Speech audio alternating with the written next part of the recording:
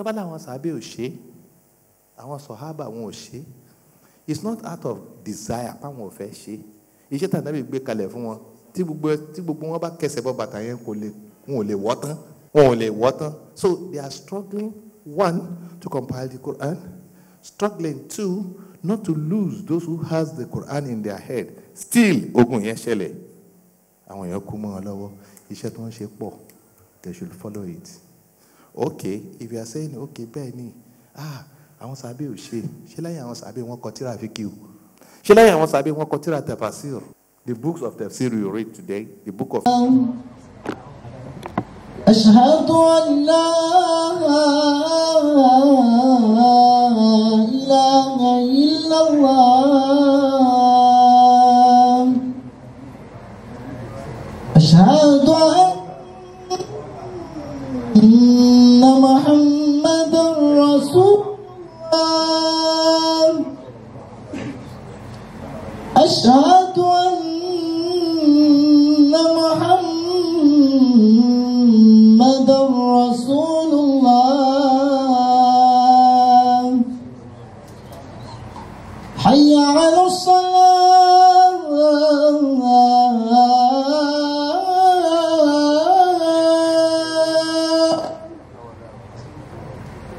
حي على الصلاة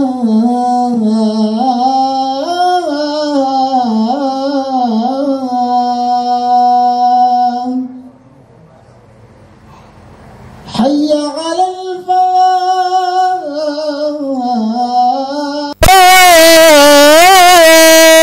الفلاح حي على الفلاح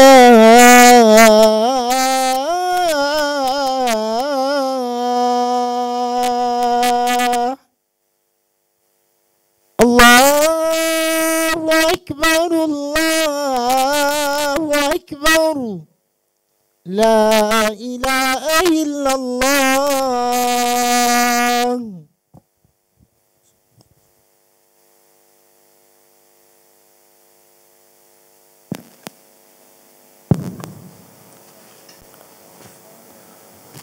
الحمد لله. قولوا جميعا الحمد لله. الحمد لله الذي خلق ويختار وجعل رسالته في الذين يختار الله لهذا الأمل. أشهد أن لا إله إلا هو الحي الدائم الذي لا يموت كيفما تدور الزمان وهو دائم لا يدور وهو صائب الخلق والخلائق. اللهم صل على سيدنا محمد. قولوا صلى الله عليه وسلم. قولوا صلى الله عليه وسلم. المختار لأمل الله في العباد أرسله الله بخمسة أصواف وأصناف وصفات مليك صفات مليك بإنسانيته. أرسله الله بشيرا ونذيرا وداعيا بإذن الله وسراجا منيرا. اللهم صل على محمد. اللهم صل على محمد عدد الذين يصلون عليه ويحتفلون بصلواته وعدد من لم يصلون عليه وعدد جميع الألاهك الذين قد مضوا والذين في الآن والذين يأتون من بعد. اللهم صل عليه وعلى آله وصحابه ومن تبع سنته إلى يوم يرث الله الأرض وما عليها وهو خير الوارثين. أما بعد، اليوم يوم احتفال. إن رضي به الناس يوم احتفال. لمن؟ لأول خلق اختاره الله لرسالته إلى جميع العالمين، محمد بن عبد الله اللهم صل عليه وعلى آله وأصحابه وأزواجه وأبنائه والذين اتبعوه بإحسان إلى يوم يرث الله الأرض وما عليها وهو خير الوارثين. إن شاء الله في خطبتنا الثانية نتحفل بحضرته لما كان في الدنيا وبعد انتقاله إلى جوار ربه الأعلى إن شاء الله. أنا أقول وأنتم تسمعون، والسلام عليكم ورحمة الله.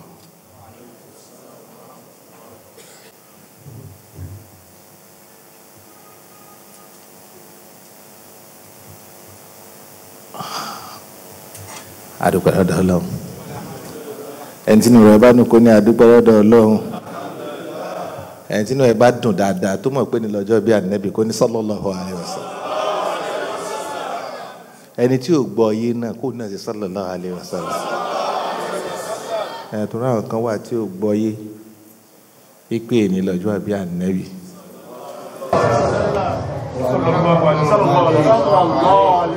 wá dùn wọ́n pé kí ló ní láti máa sọjọ́ bí Ànábì. Masha Allah. Wọ́n ló ń dùn wọn pé báwo la ṣe máa sọjọ́ bí Ànábì. Sallallahu alaihi wasallam. Kò sí ìjà mẹ́. Àwọn ìbò ń pe kí nìkan ní logics. Ọpọlọ ní jẹ́bẹ̀.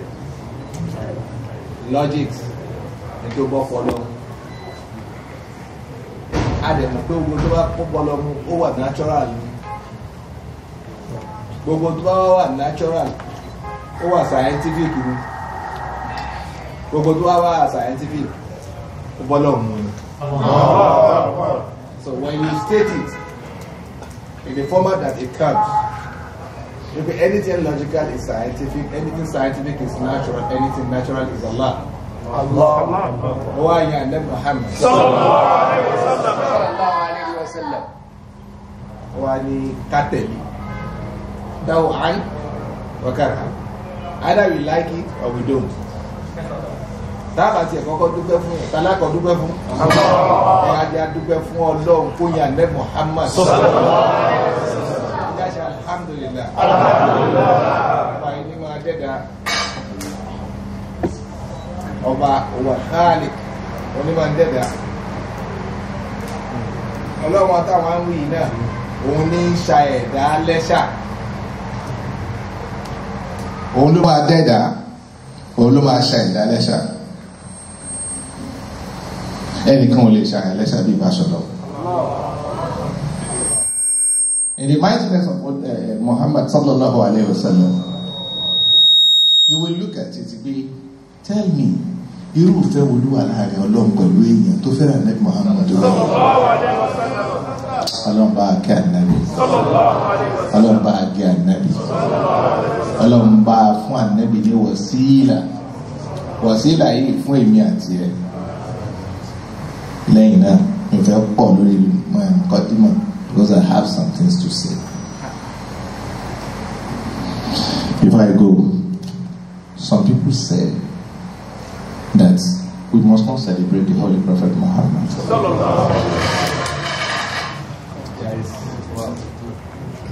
There is a difference between celebration in its normalcy and its celebration with pomp and pageantry. Ọdún kí ni wọ́n ń pè bẹ́ẹ̀? Ọdún is a memory. Memory lọ́dún.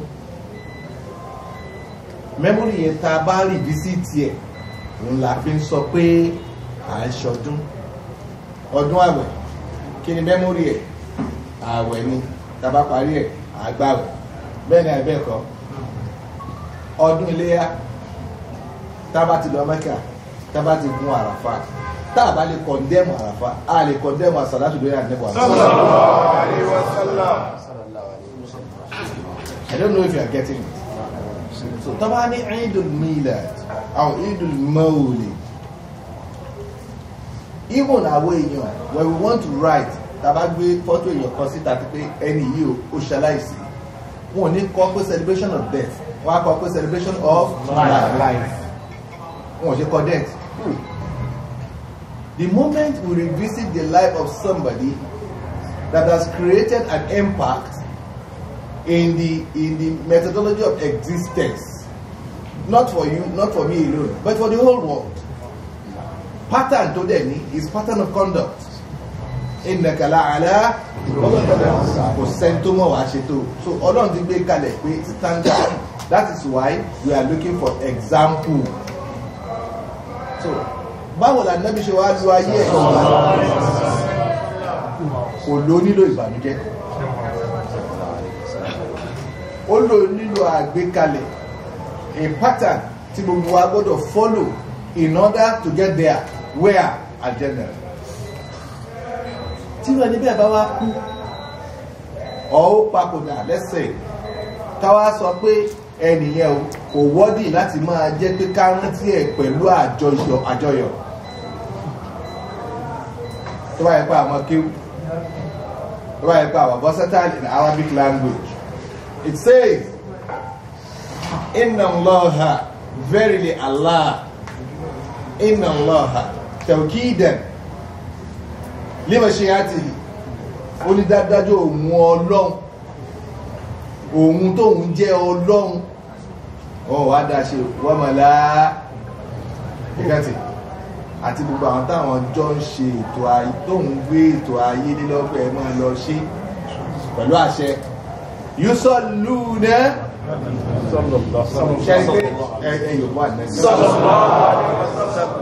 Yusalluna, that is plural, that is plural, private. Tell about Boyimbo, I'm a good, there is privacy in pluralism and there is a public in pluralism. Private is there, no, plural, but it is Allah and His angels. Therefore, it is in the gate, we cannot see them. But Ọlọ́run wá sọ lẹ́ẹ̀kan náà, kò fi wáwù sí, kò fi fáà sí. The same sentence, first part and second part. Ó ní yá ayyuhal ladhina amanu. Ẹni tí bá jẹ́ bẹ́ẹ̀ kó dáhùn kí n. So if you are a Muslim and you truly believe in Allah, Ọlọ́run wá pè é. Ó ní yá ayyuhal muslimuna. I want you to look into that very word. It did not say ya ayyuhal ladhina aslamu. Only ya ayyuhal ladhina amanu. I am calling those of you who have that iman imbibed in them, that structure of strictness with annihilation into Allah that is in you. I am now calling on you. Sallu alayhi. Only all of you should seek blessings for him. Sallu, that is plural, and that is an order. It's not a tall order. Standing order. An order that has been, is being, and will be. Standing order. Ya ayyuhal ladhina amanu. Amuru. Sallu. Anything more? Sallu. Sallu. Sallu. Why are you there? That is plural, public. So we have salatu fa nabi do verse sallallahu alaihi wasallam. Repeat after me. Allahumma salli ala sayyidina Muhammadin wa sallim sallallahu alaihi. If you have studied in Arabic language, that tanween is not telling you that, it's now telling you that you should not do it in secret. Tasliman, let it be glaring, let it be obvious, let it be sounding, let everybody know it's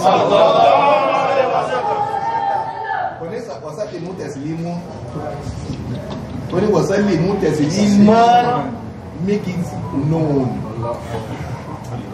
How will somebody now say? Ẹ má ṣe salatu pa Nabi sallallahu alaihi wasallam. Ẹ bá ṣe ẹ̀kẹ́ ṣe, ẹ má pariwo ẹ̀. Adúrú yín bá ti. It is a pattern of conduct that you will not get there except you follow it. It's a supernatural instance. Ọlọ́run gbé kalẹ̀. tí ò sí nǹkan kan tó bá in the existence of the world till the end.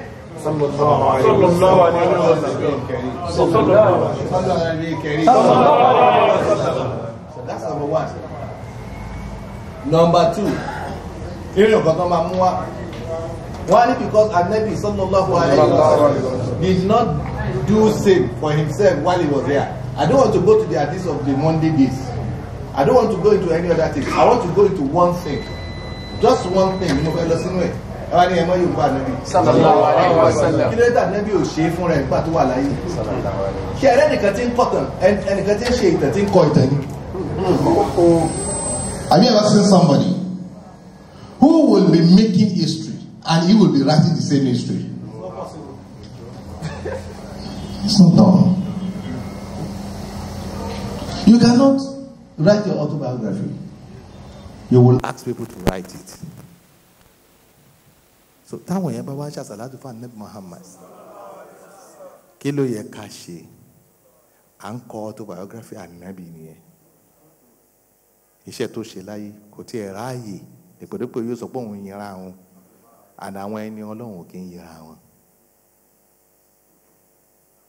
Anointed people don't blow their trumpet. People blow it for them. Tọ́ba làwọn sàbẹ̀ ò ṣe, àwọn sọ̀hábà wọn ò ṣe. It's not out of desire páwọn ò fẹ́ ṣe. Iṣẹ́ tí Ànábì gbé kalẹ̀ fún wọn tí gbogbo wọn bá kẹsẹ̀ bọ́ bàtà yẹn wọn ò lè wọ́ tán. Wọn ò lè wọ́ tán. So they are struggling, one, to compile the Quran, struggling, two, not to lose those who has the Quran in their head. Still, ogun yẹn ṣẹlẹ̀. Àwọn èèyàn kú mọ́ wọn lọ́wọ́. Iṣẹ́ tó ń ṣe pọ̀. They should follow it. Okay, if you are saying, okay, bẹ́ẹ̀ ni, àwọn sàbẹ̀ ò ṣe láyé àwọn sàbẹ̀ wọn kọ tírà fíkì o. Ṣé láyé àwọn sàbẹ̀ wọn kọ tírà tafsir? The books of tafsir you read today, the book of fiqh, Islamic jurisprudence you read today, were they written during the time of the Holy Prophet? Excuse me, who will give me the answer? Were the books of hadith, the book of, hadith, were they written during the time of the Prophet? The book of hadith were compiled 100 years after Muhammad.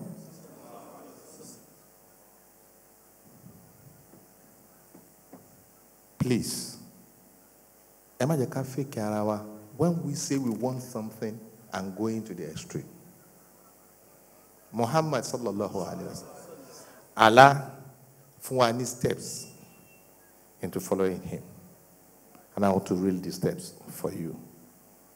The exemplary existence of Prophet Muhammad, true Prophet Muhammad. Number one, no matter how we look at it, no matter how we try to figure it, you will fall into a category of these categories I want to mention. Prophet Muhammad as a leader. Prophet Muhammad is a leader, and he served well. He's not a ruler, he's a leader. He served well. He was a father. Prophet Muhammad as a father was very responsive and responsible. Sallallahu alayhi wa sallam. At war. Anabi is a commander. Anabi is a commander.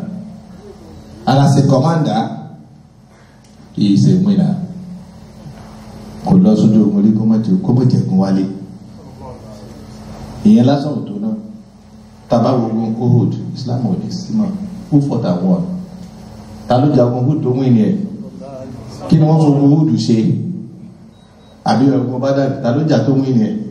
Kí ni wọ́n fogun Badr ṣe? Wọ́n fi lọ Islam lẹ̀. Toro sọ fún Ọlọ́run jọ́nà pé ẹlẹ́tẹ̀nsó as a head ìsọ́kùtù yóò.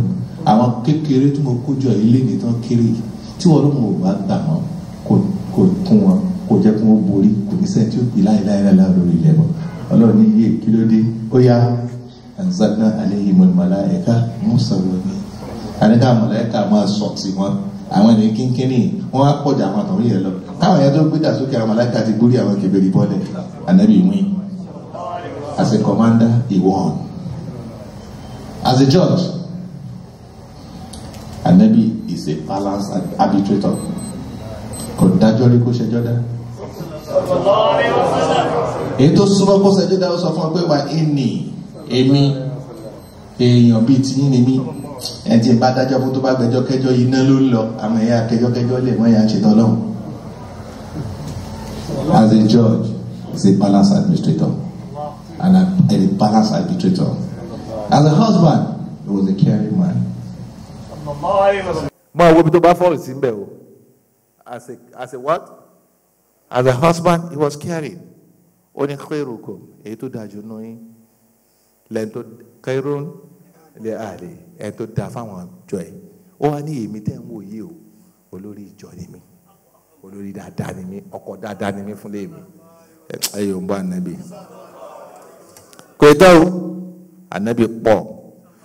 As a son, wọ́n ní ọmọ. Ó ṣàwà lọ́mọ. Bó bá jẹ́ bàbá wa bá jọ wọn. As a son, he was an obedient son. Títí tí wọ́n fi fún un ní orúkọ Al-Sadiqu Al-Amin.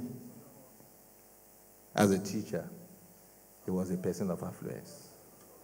Gbogbo ẹni tó lọ kẹ́kọ̀ọ́ lọ́dọ̀ ẹ̀. Wọ́n fẹ́ jọ Allahu Akbar. So, what part of the Holy Prophet ló fẹ́ sọ tá Ànábì ò excel?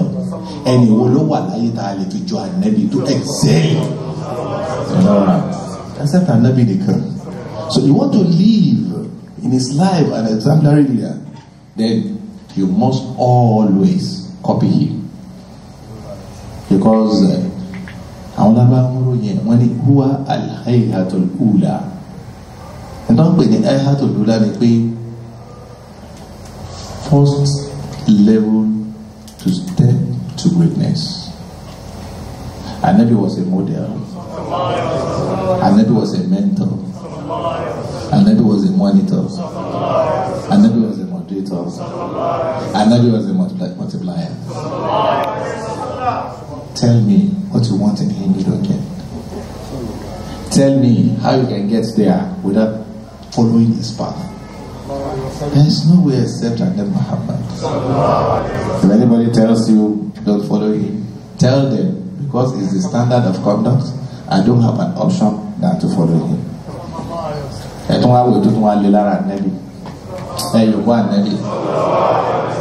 Ànábì came with nothing when he was born. He brought nothing. He made it here. Holy gbogbo ẹ ṣe. But ìgbà tí ó lọ kò fi inheritance sílẹ̀, legacy ló fi lẹ̀. Ànábì ṣe kí ni? Ó fi legacy lẹ̀. What is the legacy? Only in me as a holy prophet. Taraktu fikum amrayn. I'm leaving two things for you. Lan tadillu. When you follow those two things, you will not get that. You will not get astray. Wọ́n á ní kíni? Ó ní Kitabullah, the Quran, wa sunnati and my path. He's so decisive. He's so sure that let me tell you, if you follow what I leave for you, we will all end up in Al-Jannah. And we now ask of Al-Wasila for him. What is the Wasila? But there is a mistake committed by a lot of people. We don't have to look into those mistakes and take it as a blanket order. What is the mistake? You cannot celebrate the Holy Prophet with pomp and pageantry. Come on, Joe. No. I want you on control. Do you know what they do? Do you know what they do? They can solve for him. There are 9 ways time of Israel if you don't have control just against the Holy Prophet. On a message. What is the 11 by the message? No, very fishy. But go message in Islam taco. If you are not sensible here, you won't get to know it is. Timbaka fun eri. Where are the yate minutes lady? Number 1. I want Israeli. Wọ́n gbé prostitution kalẹ̀. Káwọn obìnrin àtọkùnrin kó máa ṣàṣẹ́wó.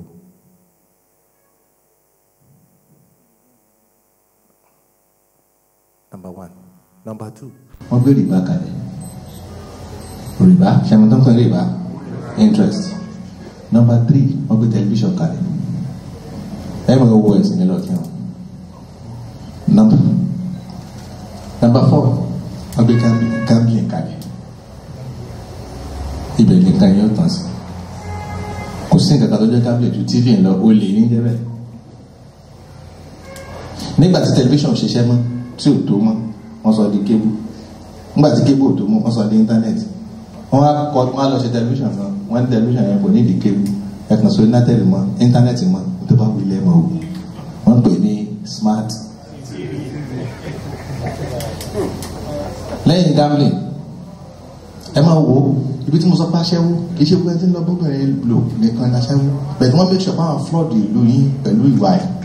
Ọkùnrin yóò wẹ̀wù yóò ná kulẹ̀ débi, yóò wọ top to neck, yóò bu ọrùn ẹ̀, yóò wọ bàtà, yóò wọ trouser, yóò tún wọ socks.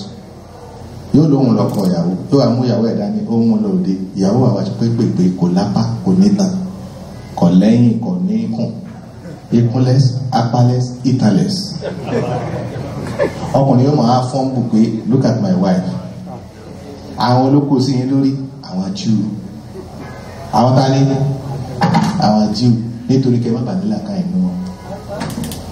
So bẹ́ẹ̀ bá ti ń sọ̀rọ̀ lọ́kùn lẹ́ẹ̀mọ̀ wò ẹ lọ gbogbo orí billboard káàkiri àwọn olóògbé fi ń ṣe picture àwọn obìnrin tó wà ń hò nínú ọkùnrin àti obìnrin tàbí ẹ̀ka pọ́n lé kó wàṣọ fún jù. Kí làwọn á ṣe? Ẹ bá ti wá rí obìnrin tí ó wọ ìjà tó wọ ọgbọ ìdílẹ̀ àwọn eléyìí ò rọ ọ̀kan èwo làwọn wá rí kọ̀ọ̀ ó bà nínú jẹ́ lọ. Nínú ẹ̀ o ní competition ìbagagbága lẹ́yìn ẹ̀ o ní betting jẹ́tìrì gbogbo àwọn nǹkan yẹn was introduced to us and if you don't do it wọ́n á ní o civilize. Àwọn olówó àti civilization àwọn west àbíta ló ní àwọn west gbogbo ẹ tó bá ti lọ ní west o ti bastardize o ti corrupt ààrẹ ayé ẹ ti bàjẹ́ ẹjọ́ torí ọlọ́run ọ̀nà wúlò ayé káàkiri ṣe àṣàlá tó fún àdínẹ́bí ọ̀nà mẹ́ta. But before mẹ́ta yẹn òun láti mọ nǹkan mẹ́rin tọ́lọ́run fún ẹ tó yẹ pé ọ̀kan ló ní choice nínú ẹ̀. Number one tọ́lọ́run fún ẹ ní pé life o jí lé ní o wà ń bì o wọlé ò ní o ṣé wọ́n ló wù àdáhùn ta ló wù o jí lé ní o lálàáfíà o wọlé ò ní o tó a bá jí tó o lálàáfíà o ní mọ bí tá a lálàáfíà ti wá o dẹ̀ ní nǹkan kan ṣe sí o ní mélòó o jí lé ní o dọ́tún mọ́ yàtọ̀ sósì ẹnu ẹyọ kan tó náà fi gbé ayàtọ̀ fẹ́ràn kò nìyẹn ta ló fún ẹ ó wá fún ẹ ní number 4 pé tó o bá ní life tó ní health tó ní intelligence o nídìí nǹkan kan àmọ́ agbára nǹkan yẹn ọwọ́ ẹ̀ ló máa fi sí ó ní wisdom hikma ọlọ́run wá ní wàá mọ yóò tẹ̀lé hikma tá fàkọ̀dé ùtíyà ẹni tó bá wá fún ní wisdom òun ti fún un lóore so ọlọ́run ló ní wisdom o but ó pín láàrin ìwọ àti ẹ̀yọ̀ kan tó lè lò nìyẹn ìjọ tó bá wá mọ̀ ò ní mọ bó ti fi nǹkan rẹ̀ ṣe nǹkan rẹ̀ táwọn èèyàn rí ó fi rí nǹkan rẹ̀ tó fi ṣe nǹkan rẹ̀. How do you use your wisdom? Simple. tó bá yẹ pé visitation. Life existence alẹ́ Muhammad afẹ́ ṣe gbogbo ọjọ́ tá a bá ti kóra ọjọ́ pa afẹ́ ṣe let's make it a symposium let 3 people Drop papers. You come and give us a paper about the life of the Holy Prophet Muhammad as a father. You come and give us as a teacher. You come and give us as a son. Tẹ́ bá ti wá ṣe tán, ẹ bá ti wá ṣe tán, ẹ wá compile. Tó bá fi di next year, ẹ pín ìwé yẹn, ẹ jẹ́ káwọn èèyàn lọ kà. Èèyàn tó tẹ̀ láti ẹbí opó àwọn òkè. So ẹ má jẹ́ àmọ́ then ẹlẹ́kẹta a máa fi ọjọ́ bí ànábì kówó jọ àbẹ kọ́ mọ́ṣáláṣí. No, tá a bá ti bẹ̀rẹ̀ sí lùlù tá à ń ṣe gbogbo nǹkan tá à ń ṣe, àwọn èèyàn ní gbọ́ mẹ́sẹ̀jì mọ́. Àwọn ọba lẹ́sìn gbọ́ mẹ́sẹ̀jì mọ́. Àyè lọ.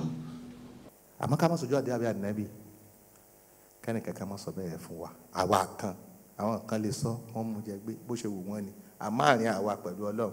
As-salatu ala nabi. As-salatu ala nabi. As-salatu ala nabi.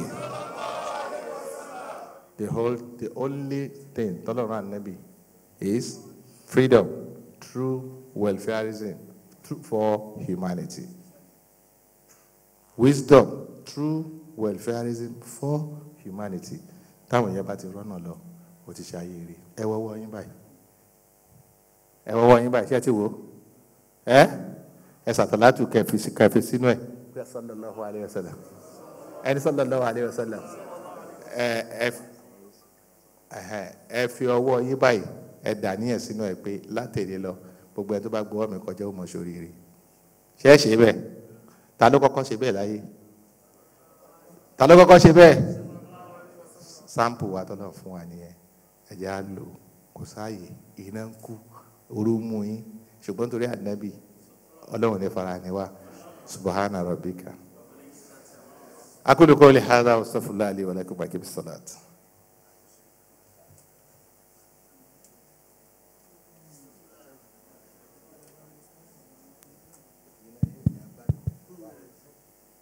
صفوا لله.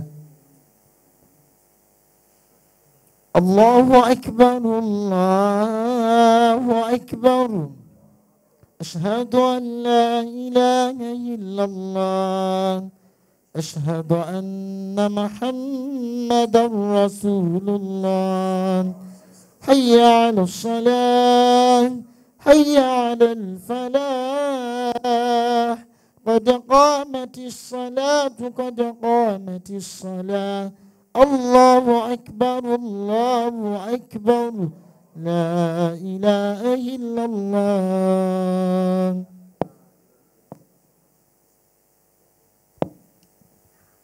الله أكبر. الله أكبر. بسم الله الرحمن الرحيم. الحمد لله رب العالمين الرحمن الرحيم مالك يوم الدين إياك نعبد وإياك نستعين اهدنا الصراط المستقيم صراط الذين أنعمت عليهم غير المغضوب عليهم ولا الضالين آمين. لقد جاءكم رسول من أنفسكم عزيز عليه ما أنتم حريص عليكم بالمؤمنين رؤوف رحيم فإن تولوا فقل حسبي الله لا إله إلا هو عليه توكلت وهو رب العرش العظيم. الله أكبر. الله أكبر.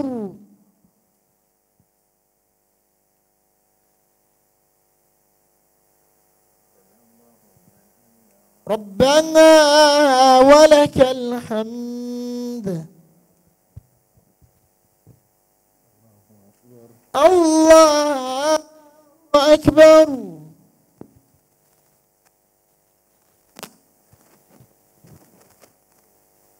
الله أكبر. الله أكبر.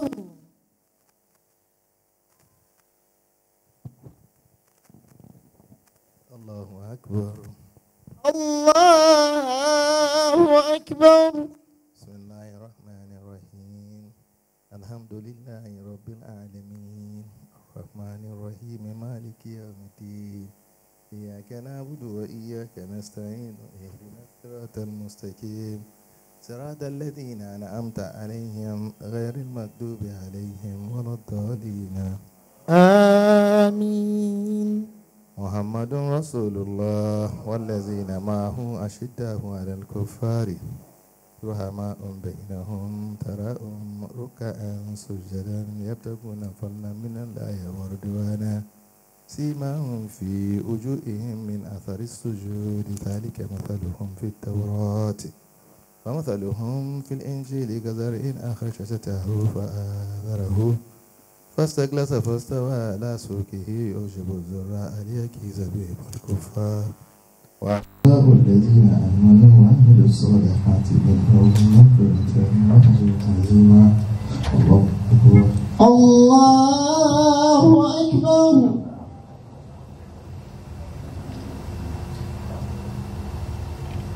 سمع الله لمن حمده. ربنا ولك الحمد.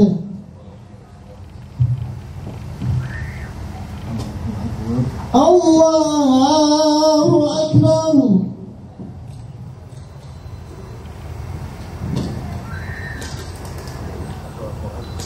الله أكبر الله أكبر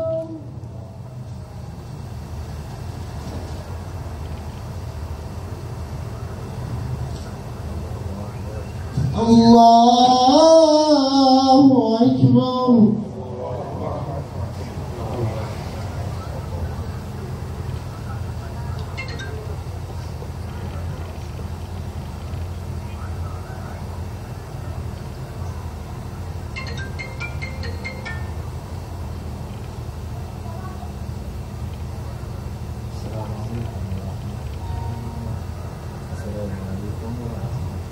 السلام عليكم ورحمة الله السلام عليكم ورحمة الله سبحان الله وبحمده عدد خلقه ورضا نفسه وزنة عرشه ومداد كلماته سبحان الله وبحمده عدد ورضا نفسه وزنة عرشه ومداد كلماته سبحان الله وبحمده عدد خلقه ورضا نفسه وزنة عرشه ومداد كلماته سبحان ربك رب العزة عما يصفون وسلام على المرسلين والحمد لله رب العالمين لقد جاءكم رسول من أنفسكم عزيز عليه ما عنتم حريص عليكم بالمؤمنين رؤوف رحيم لا إله إلا هو عليه توكلت وهو رب العرش العظيم بسم الله الرحمن الرحيم إلى في قريش إلى في رحلة الشتاء والصيف فليعبدوا رب هذا البيت الذي أتاهم من جوع وآمنهم من خوف اللهم صل على سيدنا محمد الفاتح لما أغلق الخاتم لما سبق ناس الهك بالهك والهادي إلى صراطك المستقيم وعلى آله حق قدر ومقداره العظيم اللهم صل وسلم على سيدنا محمد صلاة تحبب بها إلي العبادة والحسنات وتناكي بها قلبي من جميع الظلمات وترحمني بها في الحياة وفي الممات يا رب العالمين محمد رسول الله. Allahumma salli ala Muhammadin wa sallim. Bó tilẹ̀ wù mí kí àti ẹ̀ sọ̀rọ̀ níwọ̀nba ní àyíká tó máa lọ sí ibi tí àwa ti fẹ́ celebrate ànábì ní òní. Bí jẹ́ni yìí ṣe ń ṣe yìí àti òun ni ò jẹ́ kí gbogbo àwọn ìsìn yẹn ṣiṣẹ́. Mọ́ṣáláṣí wa yìí dẹ̀ ni tẹ́yìn bá wà ń bẹ̀ látàárọ̀ dálẹ̀ kò ní mọ̀ kò sí ní tó fà kọjá pé tí AC bá ń tó bá ti ń ṣiṣẹ́. So discomfort lọ́wọ́ mú wá fáwọn èèyàn bí a ti ṣe wà yẹn. But nísìnyí. Gbogbo wa á jáde kúrò ní mọ́ṣáláṣí. Inshallah, our journey as we need the journey many here, which we provide very soon, inshallah. So, but not for that today. We will be heading to the table where we are to recite the whole border. We are to do a lot of salawat today, and inshallah, nígbà tí bàbá ìmọ̀ ń sọ lẹ́ẹ̀kan, wọ́n ní tàbá fẹ́ celebrate ànábì, àmájó bàbá, àmájó. Torí ẹ̀yin lẹ́ni kò sí bí wọ́n ti ń celebrate nǹkan tí ẹ̀rọ yóò ní àbí how do we celebrate with that? Ìyí tí Amẹ́ríkà fi kún yẹ ó ní káwọn tí wọ́n bá fi kún tẹ́lẹ̀tẹ́lẹ̀ kan fi kún torí káwọn present báyẹn ẹ̀yin náà lẹ́mọ̀ wá sí fún wa àbí bẹ́ẹ̀ kọ́ ni àmọ́ ti fẹ́ kí àwọn èèyàn gbó akámú agbádá rẹ̀ àwọn èèyàn mọ̀ pé ijọ́ tínú tèmi máa ń dùn jújọ́ birthday tèmi gẹ́gẹ́ lọ ẹ̀rí pápádà ni mo wọlé ni ẹ̀yìn wọ́n adébíjú ni ó dùn dáadáa. So inshallah Rahman, we now march from here to the stable, to the venue, and inshallah there I will now do all the salawat and all the prayer for you today. And inshallah, if you believe in that prayer, all that you ask for shall be granted in Allah Ta'ala. Ṣé mo make sense dára báyẹn? So lẹ́yìn bẹ́ẹ̀ gbogbo àwọn ọlọ́gbà tó máa ń gba ilé òdòdó yẹ kí n kí mi ò tí ì ráyè kí wọn àwọn ọlọ́gbà débẹ̀ àwọn ọlọ́gbà kí wọn alájẹ aláwìí náà wà ní ayé lónìí. Ọlọ́run lára ní kí ó jẹ́ kí ìdòwò wọnú ayé ẹni kọ̀ọ̀kan wa bá a ṣe ń bọ́ọ̀lẹ̀ lọ yẹn ká máa lọ dúró sísàlẹ̀ àmọ́ wá jọ lọ sílẹ̀ ní ẹ̀kan náà ẹ máa pé mọ́lá ya sọ́ọ̀lì wà sẹ́lẹ̀ àbáyé máa ní àbàdá ẹ̀lá àmì mi kàkà èrè kàlẹ̀ sálí wá sálí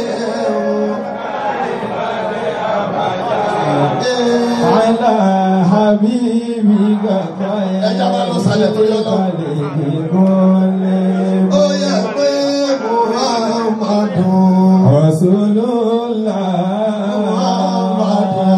رسول الله ya Habibil Mustafa النبي بالمصطفى ẹrú ọlọ́run بالمصطفى abẹ́ ọlọ́run بالمصطفى onígbọ̀nsún ọlọ́run بالمصطفى Habibil Mustafa baligi maqasidana waghfir lana ma wada ya wasi'alika.